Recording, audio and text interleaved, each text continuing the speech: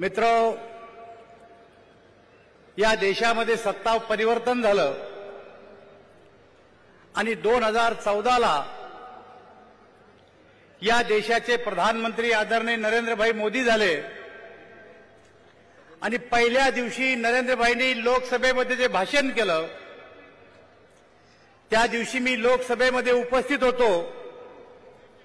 त्यांनी सांगितलं की माझं सरकार हे गरिबाप्रती समर्पित राहील, माझं सरकार हे शेतकऱ्याप्रती समर्पित राहील, माझं सरकार हे युवाप्रती समर्पित राहील।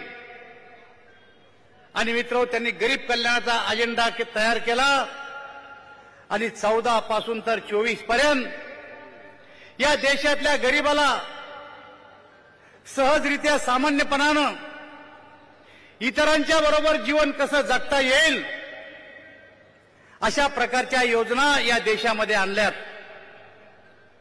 मित्र, गरिबी हटावचा नारा तर 1971ला इंदिरा गांधींनी सुद्धा दिला होता, परंतु 71 पासून तर 2014 पर्यंत आमची गरिबी हटल या आशेवर काँग्रेसला आपण सर्वांनी मतदान केलं, पण 2014 पर्यंत आपली गरिबी हटली नाही।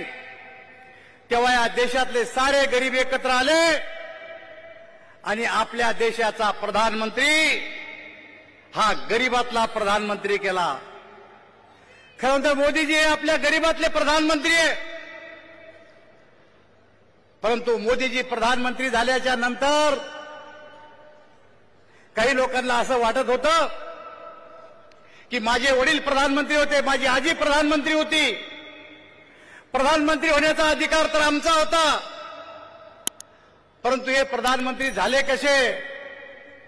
आणि मग 2014 पासून तर आतापर्यंत मोदीजीच्या विरोधात सगळ्यांना एकत्र करून मोदीजीचा नारा, मोदीजीचा हटावचा नारा या सगळ्या लोकांनी द्यायला सुरुवात केली।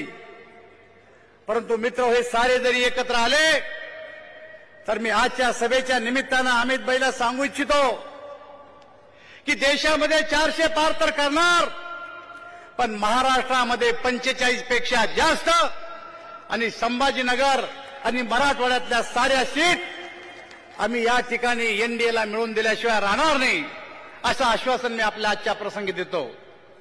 मित्र, एक गोष्ट आपण लक्षात घेतली पाहिजे की आज मोदीला हटवण्याचं कारण काय?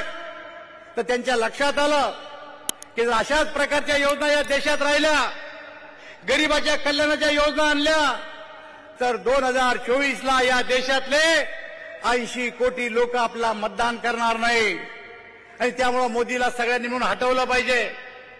आणि दुसरा त्यांचा मुद्दा आहे, भारतीय जनता पार्टी जातीवादी आहे। मी फक्त आपल्याला एकच आठवण करून देऊ इच्छितो की आम्हाला जातीवादी म्हणतं कोण? शरद पवार आम्हाला जातीवादी म्हणतात, पण शरद पवार आणि भारतीय जनता पार्टी 1985ला एकत्र निवडणूक लढली तेव्हा भारतीय जनता पार्टी जातीवादी नव्हती का? आम्हाला जातीवादी कोण म्हणतंय? ममता बॅनर्जी। पण ममता बॅनर्जी अटल बिहारी वाजपेयीच्या मंत्रिमंडळामध्ये रेल्वे मंत्री होत्या तेव्हा भारतीय जनता पार्टी जातीवादी नव्हती का? आम्हाला जातीवादी म्हणतं कोण? फारुख अब्दुल्ला। पण अटल बिहारी वाजपेयीच्या मंत्रिमंडळामध्ये उमर अब्दुल्ला हे मंत्री होते तेव्हा भारतीय जनता पार्टी जातीवादी नव्हती का? मित्र, आज जे जातीवादी भारतीय जनता पार्टीला म्हणतात ते सारे आमच्या पंक्तीत जेवून जायले, सगळ्यांचे तोंड खरकटे, वाढायला मी होतो त्या टायमाला। आणि म्हणून मित्र, यांना आम्हाला म्हणायचा काही अधिकार नाही, जातीवादी म्हणण्याचा काही अधिकार नाही। मी फक्त आजच्या सभेच्या निमित्त आपल्या आग्रहाची विनंती करणार आहे की या देशाचे प्रधानमंत्री पुन्हा नरेंद्रभाई मोदी होणार आहे, यामध्ये कवडीची शंका मला। धन्यवाद।